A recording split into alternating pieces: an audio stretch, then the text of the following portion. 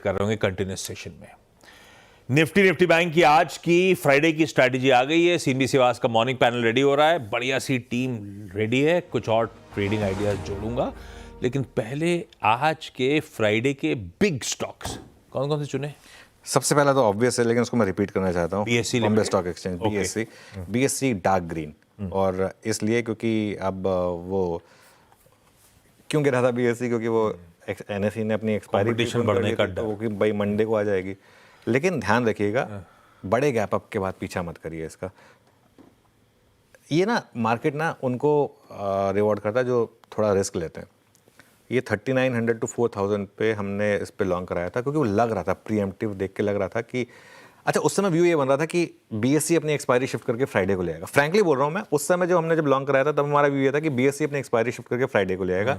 और वो अब ये नहीं पता था उस समय कि ये न्यूज़ इस तरीके से आ जाएगी। लेकिन जैसे भी आए, आप कान ऐसे पकड़े, इवेंचुअली अगर आप कान पकड़ना तो वो हो गया ना मामला, तो वो आ गया उसके फेवर में। लेकिन ध्यान रखिए, काफ़ी हद तक ये रैली अब प्राइस में है।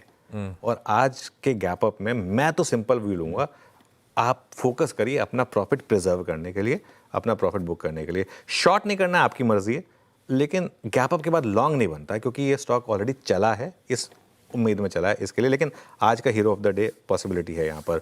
ग्लेनमार्क को मैं ग्रीन ले रहा हूँ। ग्लेनमार्क ने की जो रेटिंग है वो HSBC ने होल्ड से बढ़ाकर बाय की है, और बहुत हाई कन्विक्शन, और टारगेट देखिए उनका 1785 का टारगेट दिया है उन्होंने ग्लेनमार्क पर। और एक मॉलिक्यूल है जिसकी आउट लाइसेंसिंग की बात हो रही है, ISB 2001। क्या करता है वो मॉलिक्यूल, मैंने इस पर ज़्यादा पढ़ा नहीं, लेकिन कुछ तो होगा जिसकी वजह से वो री रेटिंग एक्सपेक्ट कर रहे हैं, और ये मान रहे हैं कि बेस बिजनेस भी सुधर सकता है यहाँ पर इसकी वजह से। और फाइनली एक और स्टॉक जो मैं ले रहा हूँ, एक बार आप कल का संवर्धन मदरसन का चार्ट देखिए। कल संवर्धन मदरसन खुला गैप डाउन, लेकिन उसके बाद देखिए कहाँ बंद हुआ। और कल आपको CLSA की रिपोर्ट याद है, पोटेंशियल डबलर। कल स्टॉक ने क्लियर कर दिया था कि ये अब यहाँ से नहीं गिरेगा। अब ये सिर्फ खैर आज का संवर्धन मदरसन ने एक स्टेटमेंट दिए कि उनको कुछ इम्पैक्ट ही नहीं पड़ेगा। US के जो टैरिफ हैं उनके जो ज़्यादातर पार्ट्स हैं ना, संवर्धन मदरसन ने एक बहुत इंटरेस्टिंग चीज़ की थी, आपको याद होगा, उन्होंने एक डीमर्जर किया था। वो जो उनकी इंडिया बिजनेस वायरिंग, वो मदरसन वायरिंग करके यहाँ पर है, और जो ग्लोबल वाली बिजनेस है वो संवर्धन मदरसन है।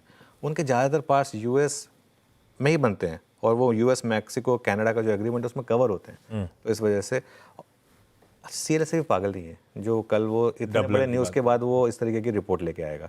तो टेक्निकली कल एक्चुअली आपका पैसा बना होगा मदरसन में लॉन्ग करने पे, शॉर्ट करने पे पैसा नहीं बना होगा। और आज मुझे लग रहा है, हाँ अगेन अगर बहुत बड़ा गैप आप तो चेज मत करिए। लेकिन हाँ, एक और चीज़ मैं आपको ऐड कर देता हूँ, अगर आप एक पोर्टफोलियो इन्वेस्टर है ना, ये उस लेवल पर है जहाँ पर as a long term investor risk reward बहुत आपके फेवर में है। उसका एक और कारण बताता हूँ मैं आपको। इवेंचुअली टेस्ला को भी इंडिया आना है।